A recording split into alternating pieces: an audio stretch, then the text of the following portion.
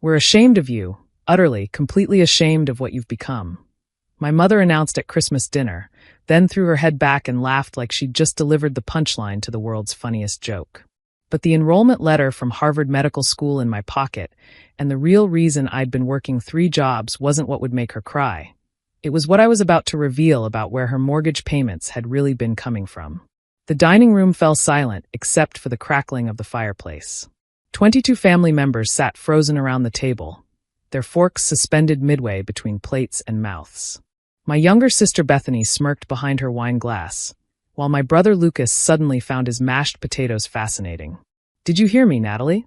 Mom continued, her voice dripping with contempt. "Or are you too busy daydreaming about your pathetic little life to pay attention?" I carefully set down my fork, my hands surprisingly steady despite the rage building in my chest. 4 or 5 years, I'd endured these dinners, these public humiliations, these calculated cruelties. But tonight was different. Tonight, I had nothing left to lose. "I heard you, Mom," I said quietly, reaching into my pocket. "And you're right. You should be ashamed." She leaned back, satisfied, ready to continue her performance. Finally, some self-awareness. "You should be ashamed that you've been stealing from Grandma's estate for the past 3 years." The words hung in the air like icicles ready to fall. Mom's laughter died in her throat, her face cycling from red to white to gray in seconds. "What did you just say?" Dad spoke for the first time, his fork clattering to his plate. I pulled out a manila folder I'd hidden in my coat. "Should we start with the forged signatures on the withdrawal slips? Or would you prefer to discuss why Grandma's been living on bologna sandwiches while you renovated your kitchen with Brazilian marble?" "How dare you?" Mom started to rise. "Sit down, Margaret." Grandma's voice cut through the room like a blade. She'd been quiet all evening, but now her eyes were sharp as flint. "Let her speak." Everyone turned to look at Grandma, who'd been sitting at the far end of the table, supposedly too senile to follow conversations anymore, another one of Mom's lies. "I work at the bank," I said, opening the folder. "The same bank where Mom has power of attorney over Grandma's accounts." Imagine my surprise when I saw the transaction history. "This is ridiculous," Mom sputtered. "I would never." "November 15th, $45,000 withdrawn," I read from the statement. "Same day you bought the Mercedes." "December 3rd, $30,000. That's when you and Dad took that cruise to Europe." Should I continue? Uncle Theodore, Mom's brother, snatched the papers from my hands. His face darkened as he read. "Margaret, these are Grandma's accounts. This shows over $200,000 in the past year alone. It's all legal." Mom shrieked. "I have power of attorney. Mother needs care and..." "Care?" I laughed bitterly. "Is that what you call dumping her at my apartment every weekend while you go shopping? Is that what you call forgetting to buy her medications because you spent the money on your book club trips?" "You're lying," Bethany chimed in, but her voice wavered. "Am I?" I pulled out my phone, scrolling to the photos I'd taken. Here's Grandma's empty refrigerator from last month. Here's the past due notice for her electricity bill. Here's the eviction warning for her apartment, the one Mom told everyone was paid off. "You went through my things?" Mom's voice had gone shrill. "No, I went through Grandma's things when she called me crying because she had no food and no heat in December." I turned to the rest of the family. "Did any of you know she's been sleeping on my couch for the past 6 months because Mom rented out her apartment on Airbnb?" Gasps erupted around the table. Aunt Patricia covered her mouth in horror. Uncle Theodore's face had gone purple with rage. "Mom," Lucas said slowly, "you told us Natalie refused to help with Grandma. You said she was too selfish." "Because that's what she does," I interrupted. "She makes me the villain while she commits elder abuse and fraud. 3 jobs, that's how many I work. Not because I'm a failure, but because I'm supporting Grandma and trying to save for medical school." "Medical school?" Dad laughed harshly. "You're a bank teller." "Part-time bank teller," I corrected, pulling out the Harvard acceptance letter. "Part-time EMT. Weekend pharmacy technician. All to pay for Grandma's care and save for tuition. But sure, tell everyone how I'm the family disappointment." Mom snatched the letter, her hands shaking. As she read it, tears began streaming down her face. "This is, you got into Harvard?" "Full scholarship for academic excellence," I said. "Turns out when you're not spending your energy being someone's emotional punching bag, you can actually accomplish things." "But you never said," Bethany stammered. "When would I have said it? During the part where Mom calls me a failure?" Or when she's telling everyone I'm an embarrassment. Or maybe when she's laughing about how I'll never amount to anything. Grandma stood up slowly, using her cane for support. I knew, she said quietly. Natalie told me everything. She's been protecting me, caring for me, loving me while my own daughter robbed me blind. Mother, you don't understand, Mom began. I understand perfectly, Grandma snapped. I've been playing along with your senile old woman act because Natalie asked me to. She wanted to gather enough evidence to stop you without destroying the family. But you've destroyed it yourself. I pulled out more documents. These are the bank records going back 3 years. Every transaction, every forged check, every lie. My boss at the bank helped me compile them.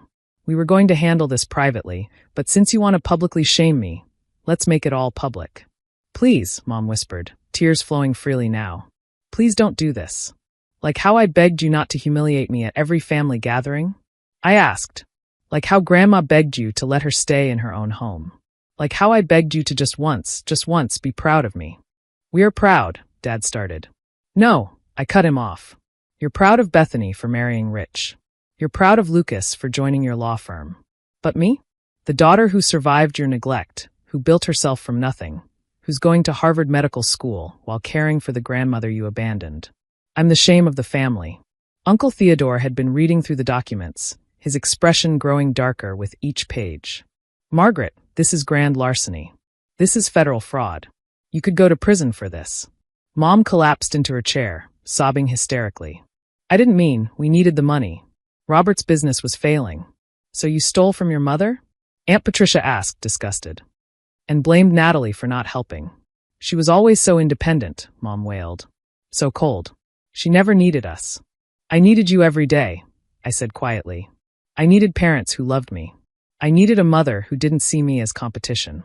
I needed a family that celebrated my victories instead of resenting them. But you were too wrapped up in your own insecurities to see that. What happens now? Lucas asked, looking between me and Grandma. Now, I move in with Natalie permanently, Grandma announced. She's already set up a beautiful room for me. As for the stolen money, she looked at Mom with steel in her eyes. You have 2 choices. Return every penny within 30 days, or Natalie and I press charges. Mother, Mom gasped. You're no daughter of mine, Grandma said coldly. Natalie has been more of a daughter to me than you ever were. She sacrificed her youth to care for me while you spent my money on yourself. I stood up, suddenly exhausted. I'm taking Grandma home. To our home. The rest of you can finish dinner and decide if you still want to associate with someone who steals from the elderly. Natalie, wait, Bethany called out. I didn't know. Mom always said you were jealous of us, that you refused to help. And you never once questioned it, I said. Never once wondered why I worked 3 jobs if I was so selfish. Never once asked for my side of the story. That's on you. As I helped Grandma gather her things, Mom's sobs grew louder. How could you do this to me? At Christmas? In front of everyone. I paused at the doorway, looking back at the woman who'd given birth to me, but never bothered to mother me. You asked why you should be ashamed of me. I gave you the answer. You should be ashamed that your daughter had to become the parent you never were. That she had to protect her grandmother from her own mother's greed. That she achieved everything she has despite your cruelty, not because of your support. I'm sorry, Mom cried. I'm so sorry. No, I said firmly. You're sorry you got caught. There's a difference. As Grandma and I walked to the door, family members began choosing sides. Some surrounded Mom, offering comfort. Others came to us, expressing shock and support. Uncle Theodore promised to help us recover the stolen funds. Aunt Patricia hugged me and whispered that she'd always wondered why Mom's stories about me didn't match what she observed. In the car, Grandma took my hand. You know, dear, I'm not sorry this happened. Grandma. Oh, not the theft, she clarified. But the revelation. You've been carrying this burden alone for too long.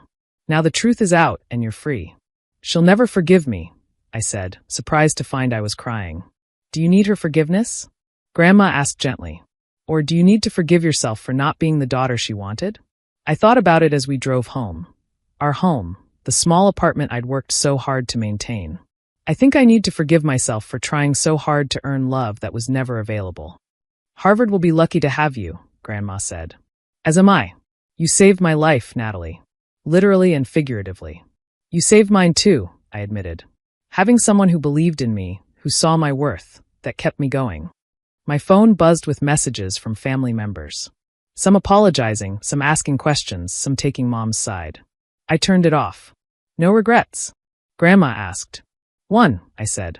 I wish I'd stood up for myself sooner. But maybe I needed to reach this point, accepted to Harvard, financially stable enough to support us both, emotionally ready to let go. Your mother was wrong about one thing, Grandma said as we pulled into our apartment complex.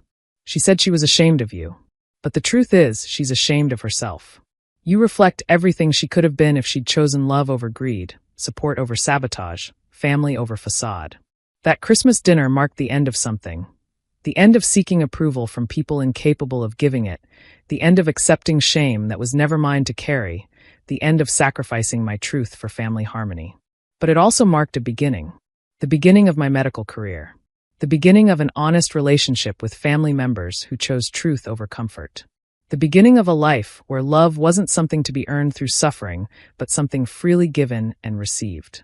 Mom's tears that night weren't just about being exposed or facing consequences. They were the tears of someone realizing they'd pushed away the very person who would have moved mountains for their love. The daughter who worked 3 jobs to care for the grandmother they'd abandoned. The daughter who got into Harvard despite their discouragement. The daughter who told the truth when everyone else was content with lies. She was crying because in trying to shame me, she'd revealed her own shame. And unlike her performative emotions, those tears were real. As Grandma and I decorated our small Christmas tree that night, I felt lighter than I had in years. The shame had never been mine to carry. And now, finally, I'd given it back to where it belonged.